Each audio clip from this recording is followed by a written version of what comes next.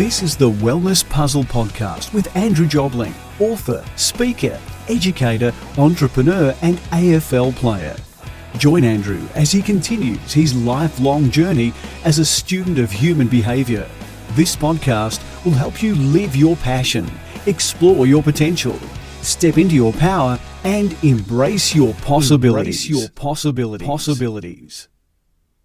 Andrew Jobling, the Wellness Puzzle Podcast, and I have just experienced a wonderful conversation with Dr. Glenn Toby. This is a man who has done so much in the entertainment space, from rapping to singing to managing. He's now in the sports management space. He's an entrepreneur. He's a philanthropist. He's impacting lives in such a powerful way. He started life in a challenging way, in a poor family, ended up homeless for 5 years. And through that, he's found his mission, he's found his gift, and now what he's doing in his life is he's giving it away. This is an incredible conversation. Make sure you hang around and hear a very spontaneous rap that he does for me. It's wonderful. Sit back, relax, and enjoy this fabulous conversation with Dr. Glenn Toby. Glenn, how are you? I am doing fantastic. How about you? Glad to be here tonight. Amazing. Love it. Good to have you. And I'm very honored. It's almost your birthday, not quite, nearly your birthday. Yeah, another day, 2 days. Yeah. Do you like birthdays? You know, it's really strange. I'm not concerned about age, but for some reason, I don't know. Something, I don't care. You're not really into it. I love birthdays. For me, for holidays, me. It's all about me. Yeah. I'm grateful, though. I'm grateful. And I got beautiful people in my life. I'm here. Yeah. I'm grateful to God. It's been a great year, too. Oh, good. Well, that's good. Glad to hear it. So what have you been up to today? Because this is the far end of your day, isn't it? Yeah. I mean, here in the States, it's 6:30, right? 7:30? 7:30 p.m., 9:30 a.m. What time? Well, I'm in your 9:30 future. a.m. Yeah, I'm in your future, mate. So if you want the lotto numbers, just let me know. I'll take them. Shh, don't tell anyone, okay? I won't. Keep it under your hat. Not till we cash them in, brother. Then we'll share the money with the Bookmate Foundation. All right. Sounds like a plan. So what's been happening today? What have you been up to?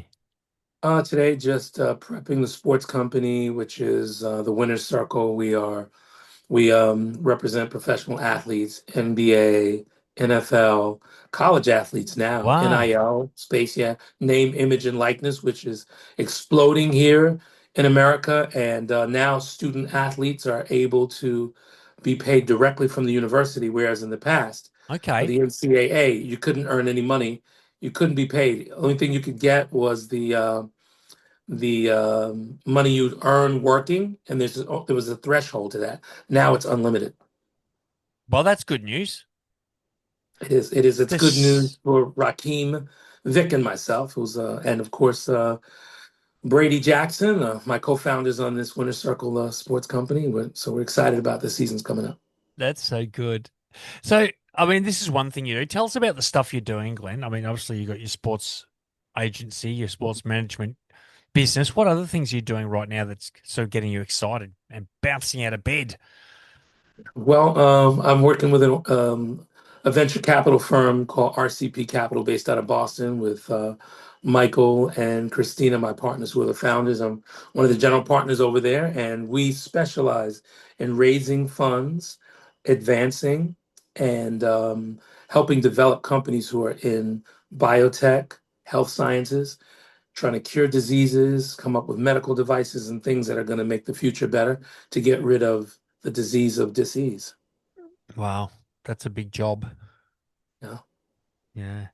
So you got your sports company, you're helping athletes. Now you're working with companies that are trying to solve medical challenges and heal disease. Is that it? Is that all you do? Yeah, well, Come on, mate.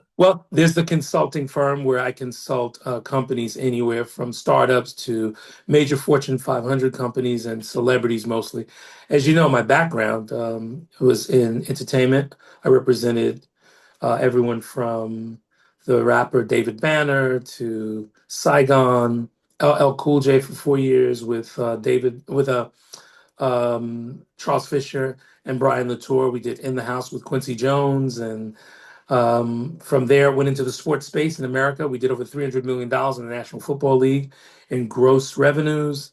And we're back in that space doing a little bit of entertainment, consulting, and managing my own personal investments and running the charity, the Book Bank Foundation.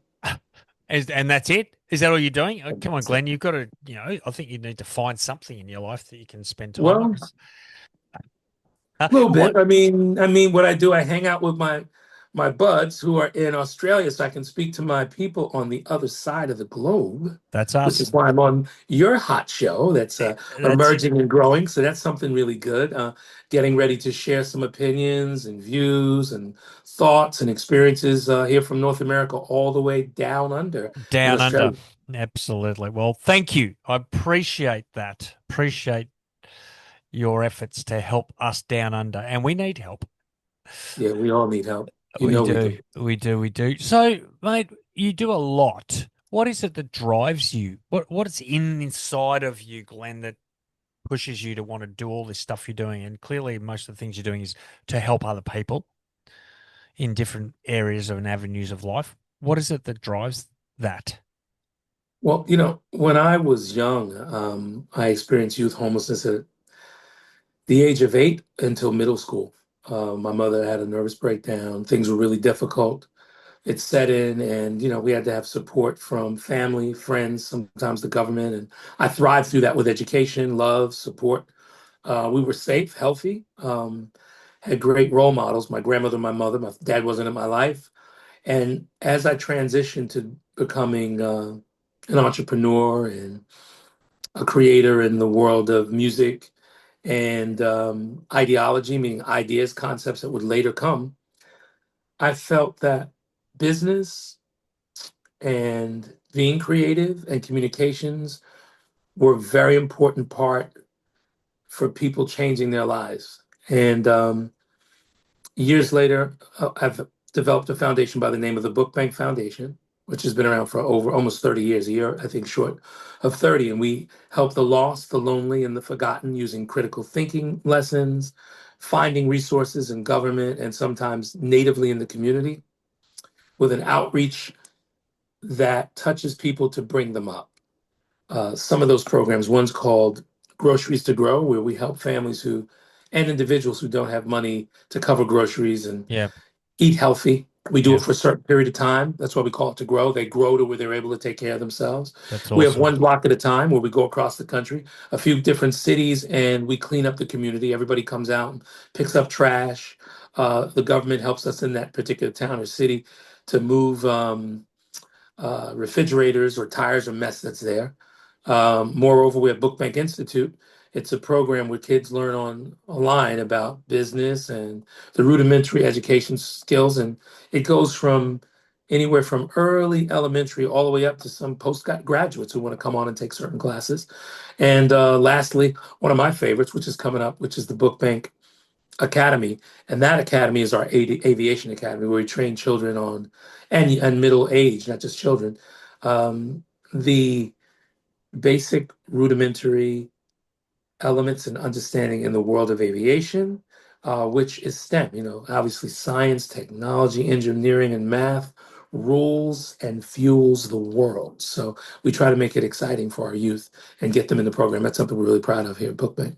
That's so good.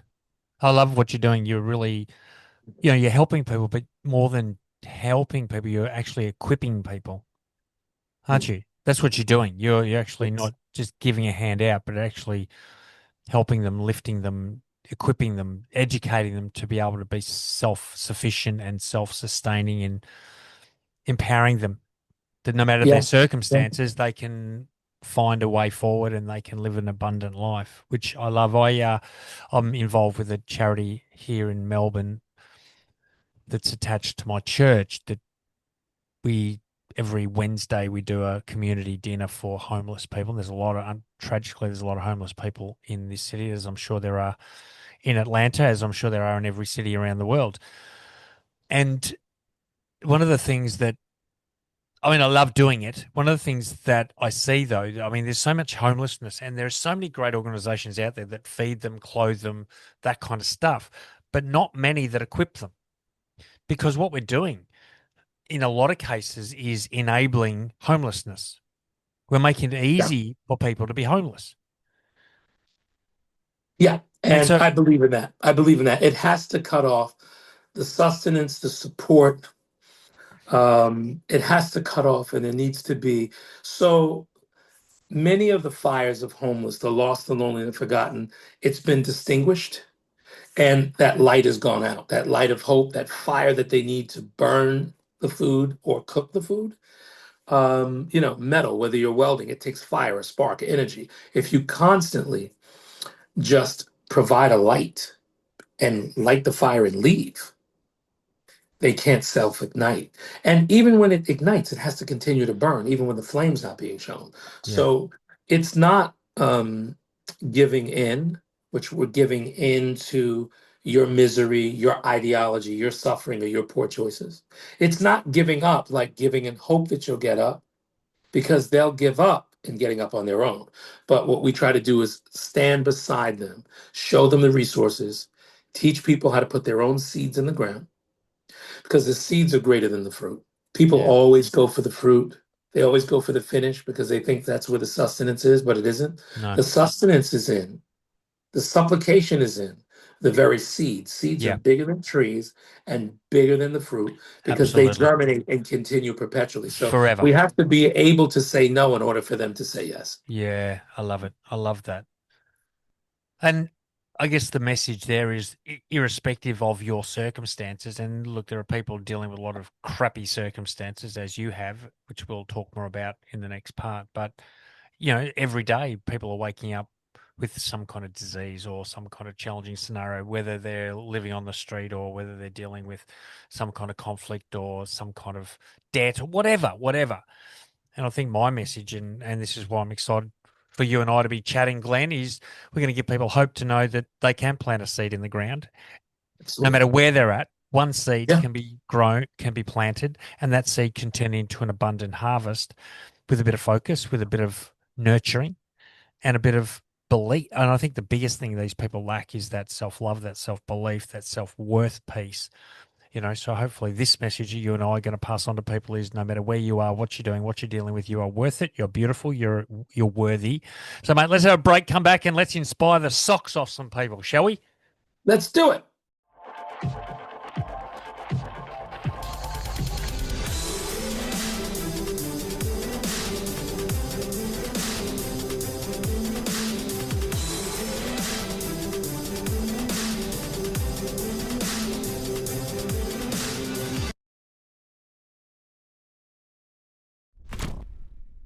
Glenn, the break is always a challenging time because it's not recording, and then we often get into some stuff, don't we? Like, I mean, that was Yeah. a pretty powerful little break that you and I just had. No one Yeah. heard it except you and I, but that's okay. Yeah. We can share. And look, I was just saying that, you were saying that this is a conversation that's sort of really moving the soul and getting in there, and I said, well, that's what I want to do. I'm not here to give more information to people. They can find information anywhere. If we don't get into their heart and move them, then I'm going to stop doing what I'm doing. And what you had some thoughts around that. Yeah, my thoughts are, people always speak from their own perspective. I just did a TED talk, a TEDx Wilmington talk about a month ago, and it's called How to Transform Trauma into Triumph. Yep. And in that talk, you got to tell the story, not the glory. Yes. People talk about the finish of, they don't talk about the race, like whether they're running out of air or they're circ they need air, they need oxygen, they're running, they twisted their ankle, they're tired, have to go to the bathroom, they muscle cramp. People don't talk about the journey, just the victory. They just stop at the end real Yeah. quick and Yeah. show Yeah. Yeah. the medallion, right? But I talk about in this TED talk, and I ask all my friends and favorites and everybody there in Australia and all around the world that are listening to us, please check this TED talk out. I talk about my experience and how I self-healed, and that some of the fragments of being broken, some of the horrible experiences, the failures, well, they can become fuel for success. And if Totally. we don't deal with it, the fragments that are in us, broken heart, broken relationships, broken dreams, broken ideals, these pieces can be put right back into the proper framework, like shattered glass. And it can be put back Sometimes it's stronger beautiful. too, Glenn. stronger, with a better design, maybe for the conditions of past or future from whatever you experience, what you're projecting. So you say it best, Andrew. It's like we're not telling everybody on here, this is what you've done wrong and what you need to do. We're kind of just talking about what we've done. Yep. And guess what? You guys can find Andrew on social, me on social, Glenn Toby, anywhere, GLENNTOBY. DM us, talk to us, and share your experience. Like, what did Yeah. you get from this talk? I love that. I love that. The story, not the glory. I love that. That is so true. People want to tell about their achievements and I did this and I've done that and look at me, but that's not what's inspiring. It's what did you go through? What did you overcome? What did you have to deal with? What did you have to negotiate? What did you have to heal to get to that point where you had that achievement? The achievement itself, I mean, I think, you look at the Olympic Games is the perfect, obvious example of achievement where someone stands on the dais with a gold medal being placed around their neck, thinking, wow, that must be such a great feeling. That's what a wonderful success. But if you ask any of them, they'd say that's not the success. The success was getting up at 4 o'clock in the morning to train when I didn't feel like it. The success was getting injured and I had to overcome that injury to get myself back into training. The success was missing out on the Olympic team year after year after year after year after year, and you keep going and keep going and keep going, keep believing, keep dealing with doubt and fear and uncertainty and rejection. That's what I want to hear because that's what makes the achievement meaningful. I agree. Yeah, that's where it is. It's in the work, and you leave the tools. So, it's just like when someone's repairing something, whether they're building a house or fixing a car, the tools in the toolbox, they're applied based on what the need is. And there's a sequence to that. Like if you work on one part of the car, you're doing that. If you only have two hands, you can't work on all eight parts of it. So Yep. you said it best, Andrew. You can just put this information, this idea, this experience in a place that makes you a better teacher. The best teacher is someone that's patient, that can listen, and just leaves it for the person that's learning to take at their speed Yeah. on their terms. And In their it's got speed. to be their decision too. And so it's the point of decision. It's that defining moment. So let's go back, Glenn, because you touched on some homelessness from the age of 8 years old. Tell us about the events leading up to that homelessness. Tell us a little bit about that challenging time from 8 to 13, I believe it was, which is a lot of time for a child to be homeless. How did you survive, and what was that defining moment for you to say, no, this is not how this is not going to define me. I'm going to make something of my life. Well, thank God that, sometimes we were all homeless, meaning that we didn't own a home. We weren't always sleeping in the streets. Like, um, completely abandoned, and thank God nobody was injured or hurt or attacked. But sometimes in quasi shelters and bouncing around with agencies and getting support from government and family and friends. But my mother was working at a government agency in New York, and the person she was working for had some issues with financial improprieties, stealing money, embezzlement, things like this. The government wanted my mother to be a witness to testify, and my mom was a Southern girl from Atlanta, Georgia, that came to fast-paced New York because I was born in Brooklyn. And my mother didn't want to get involved, and the family said not to do it at this time. They were so worried. Mind your business, stay out of the way. My mother, there wasn't much she could have said anyway. She was intimidated. She refused to compromise herself, and they wouldn't pay her check, and they were giving her a tough time, and she eventually got tired. And that leads to sometimes delirium, not having clear thoughts, and it starts to play on you. And she broke down, and she wasn't able to keep things together. And we ended up, coming home, my brother Randall and I, and the doors were locked. Like we had repossessed notice, and everything we owned was in the street. This was a door that my mother could open with a key. All my life, my mother opened doors that were locked with no key. And here, our very own home, she couldn't open. From seeing that with her grace, her determination, and applying ourselves. We were voracious readers. We were critical thinkers because we were Yep. able to observe things and looking at different things. When I grew up in New York, we were able to differentiate different cultures and races and ideas and even religions. We would see Orthodox Jewish community and know this was the Jewish Hebrew Orthodox community. We would see the Catholic community sometimes. the big church on Fifth Avenue, the cathedral, and we'd say, okay, these are like this is the Catholic. Okay, we have the Baptists. We learned, Protestants, all these different things. And we looked at them as in a loving way, the way you like different fruit and different TV shows and different sports and food, whatever it is you like. And we'd know the difference between someone that was maybe from Jamaica, we're learning now. This was during the emerging times when Caribbean, a lot of people were coming over and from 50s, 60s through the 70s. And then we knew the difference between the Korean community versus Japanese, Chinese. And we saw it as a beautiful a tapestry of different people and accents. New York gives you that difference. So I think that gave us the openness to love with that everybody has bias, but we didn't have hatred, not an ounce of it. We didn't have prejudice, not an ounce of it. Bias, indifference, opinionated. And New York allowed us to be in this boiling pot of beauty. Yeah. It's a mash of all these different ingredients, spices, feelings, flavors. So I think being a creative, when I got to about the seventh grade, then he was Mr. Sweetie G before the days of Run DMC and LL Cool J. This is just around Grandmaster Flash, Curtis Blow, and I was touring around in the local areas. I was one of the battle rappers as Mr. Sweetie G. You can see more about that on MrSweetieG.com, MrSweetyG.com. And that was like a creative thing for me, just rhyming and lyrics, because I would travel through reading.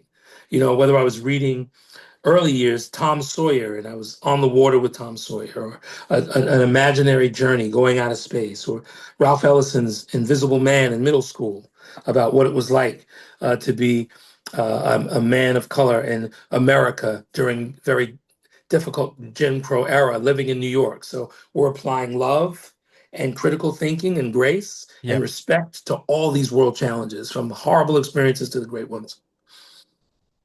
Yep. Wow, mate. So you sort of were able to escape into stories and escape into your creativity, into your song, into your music to help you deal with the reality of your life, but also give Wow. it some perspective. Yeah.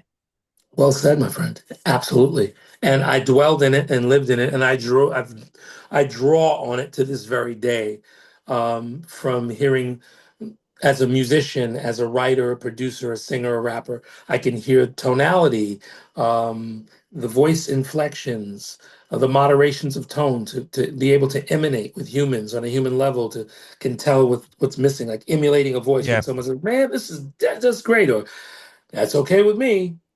Yeah. That Yeah. indelible voice, that human instinct, it all part of it is from the arts and from the communication piece. Okay. Yeah. So here's the question. Was it an escape? Was it a way to hide from your reality? Mm. And if it Interesting. was, how did you then, I guess, because I think all of us love to hide when things are tough. We love to find a way to mask it, whether it's your creativity or whether it might be alcohol or whatever it might be. It's a way just to go, okay, I don't want to deal with that. I'm just going to go into my creative space. Do you think you were just running from your troubles, or do you actually think that you were healing in that process?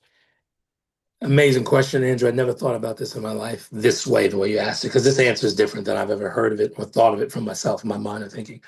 I ran to it. It was a journey. Yep. It was a tired journey. When am I going to get my own bed? When we can get a stable apartment? When is mother going to be at her very best? The friends that I meet, will I have to move in weeks or months? So for me, I didn't hide, I thrived in it. I Yep. thrived in imagination. And that imagination has really done so much for me. Yeah, So to this so day. your creativity has actually helped you find ways of dealing with stuff, help you find solutions, help you be part of the solution rather than part of the problem. So it sounds like you've really used your creativity in such a positive, healthy way. Well done. Yeah, That's not bad yeah, for a teenager. yeah, yeah, yeah. And Ahead of your we're still time. What can I growing. say? Yeah, we Yeah. are. That's so good, mate. So Thank you. tell us then, when did the real um where you took now this creative space you're in and said, right, I want to make a living with this. I want to do something great with this. When did that sort of happen in your life? Hip hop, I think it was a way for me. So these were the days I got involved early, just after Grandmaster Flash and Cool Herc and those rap hip hop era. I putting words together as a lyricist, which means I'm probably a poet. And then it just developed. I mean, even to this day, I could drop a rhyme right now within seconds and Come say, on, do it, Toby. Do it, Glenn. you got it, I'll spot it. This is just what we do. A matter of fact, we're in Australia with Yes, Andrew. Guess what? This is what it is, man. Oh my God. This seems kind of difficult, or is it odd? No, I don't think so. It's righteous, and you might just want to do it. A matter of fact, don't miss this podcast, man, or you blew it. Listen to us, because we'll be broadcasting for sure. When you get on Andrew's show with Glenn Toby, it's pure. So if there's a sickness, a ridiculousness, we're going to kind of fix it. You know what it is. If you're confused, don't mix it. This is the best place to be. You can come back and listen. And when you do listen to these gems, go to my TED Talk. It's listening. Oh, mate, that is so good. I can't believe you just threw that off just then, just so everyone listening, that was totally spontaneous. We didn't set that up, did we, mate? That was Not at so all, good. bro. It's from the heart. I'm Oh, enjoying mate, myself. I love that. I love that. Good job. Thank you. So you just have a talent. You've got this gift. Thank you, brother. Thank you so much. And again, this brings me back to a quote from Pablo Picasso that I love. I love. I love. And his quote is, "Our mission in life is to find our gift. Our purpose in life is to give it away." And that's what you've done. You've found your gift. Your gift is Thank you. creativity, his music, his words, his poetry, and you're spending your life giving it away. Good job. Wow. Beautiful thing to say. I'll keep that in mind. That's Pablo Picasso, people. Nice. Nice Yeah, quote. it was a good quote. I love it. I'll go back to listen to a few of my podcasts, and I mention it. Probably every second one I mention it because, again, this is what life is about. Right? This is what life is about. We spend so much time doing what we think we should do, following what we're expected of us from family, from society, and we end up going down a path that is misery, stressful, creates depression and addictions and all kinds of masking techniques. But if we just go, okay, now who am I at the core? What is my gift? What is my gift? My individual unique gift. Okay, how do I give it away? Bang. Problem solved. I totally agree. And, it's almost like running a race, the human race. Yeah, You just handed that to me. That resonates with me so deeply. It kind of reflects what my life has been. We have evidence of it. You just absolutely. pointed that out. Yep, Thank absolutely. you. No, you're welcome. And you talked about from trauma to triumph. And I think we find our gifts in our trauma if we're open to that. Because that's when our strength comes through. If we go, okay, I'm going to get through this, I'm going to find a way through this, we dig into that toolkit that we all have and find those gifts that move us through it. And then we go, wow, I've got something I can offer the world. And, to further that, you said find our trauma. In my TEDx talk, TEDx Wilmington, it's under my name, Dr. Glenn Toby, you said something key. This is an addendum to it. You said find our trauma. If we don't find our trauma will find us. Yep. Our trauma will remind us, will blind us. Yep. Yeah, true. Got to deal Very, with it. very Got to true. heal. Oh, And Andrew, I actually, in this talk, I give a series of practices good, and good. modalities. Healing, I'd be honored if All you right. you listen Yeah. to it. And Well, everybody listening, I I'd will. love. Now hold this thought, Glenn. We're going to come back and let's talk about a couple of these practices. Let's give people a little bit of a nibble so they're going to go, yeah, I need to listen to that TED talk. So Glenn, let's have a break. We'll be back. Hey, my darling dear, if you're full of cheer, some people want some wine and some might want a beer. But all I can say, don't wait for Santa and his reindeer. Have no fear, because I'm right here. The wellness puzzle, you'll figure it out. When you tune in with me and Andrew, there'll be no doubt. We've got so many answers and questions too. This is Dr. Glenn Toby talking to you. And if you want to know more, and I'll give it to you raw, you can cook it, you can shake it. But one thing, you can't fake it. Go to drglentoby.com, check out my TED Talk, and let's get it on. Another powerful break, Glenn, we just had. We can't tell everyone what goes on in the break because what happens in the break stays in the break. Yeah. They'll just be between you and I. But what I was saying was that when you really get into a flow in a conversation with someone, you don't need to think about what to ask or what to say. It just flows. It really flows. And I think what we're finding with this conversation is because we're both heavily invested in it that Yeah. it goes where it needs to go. And that's absolutely the truth right now. So Glenn, what do you want people to know? I want people to know that in all the accomplishments we have, when we make others smile, when we overcome challenges, all the money we make, our children being happy or not having children makes you happy, relationships that were really torrid or hurtful, that the goal is to die better than you lived. Love that. We come in here, in my opinion, knowing everything. This is why babies scream and rage. They know the secret of the universe. They've seen the world. They've seen life before, in the middle, and after. That's why a baby cries. Most people don't cry when they die, even when they suffer. They may drop a tear. Let's resonate in between the beginning and the start and make the world a better place when we leave. I love that. I love that. And that then, because that I resonate with that powerfully. I talk a lot about legacy. I talk a lot about a ripple effect because I think there's a lot of people out there that are doing stuff, saying stuff, living their life, and not understanding the ripple effect that every word, every action, every behavior, every intonation, every body language is has having an effect on someone, and there's a ripple effect that's a legacy, and we don't recognize that often. And I think if we were all 100% aware that every time I speak to someone, there's a ripple effect, it's going to create a positive ripple or maybe not so positive ripple. The way I treat, the way, if I'm looking at my phone when someone's talking to me, what am I saying? What's the ripple effect when I ignore someone, when I snap at someone, when I, whatever it might be, when I don't do what I say I'm going to do, we think that it just affects us. It doesn't. There's always a powerful ripple effect. And what you're saying there is leave the world a better place than the world you came into. Well, that means you've got to be very deliberate and very aware of how you show up and your impact on lives. Well done. Thank you. Drop the mic. Done. Yes. Well, you started that. I think you and I are a good combo. So this TED Talk, you talked about a couple of strategies. Yeah. What would be, just pick one. Pick one of them out of your TED talk that you think would be the most valuable for people listening. And let's just assume that people listening to this, and they're going to be loving this conversation, I know it, and they're resonating very deeply. But let's just say they're feeling a little bit stuck in life. Maybe they're not living fine. Maybe they haven't found their gift. Maybe then, or they maybe know it, but how do I give it away? Or how do I break out of this scenario, whether it's a health scenario, a relationship scenario, whatever, they're feeling a little bit trapped? What would be one suggestion you could give them?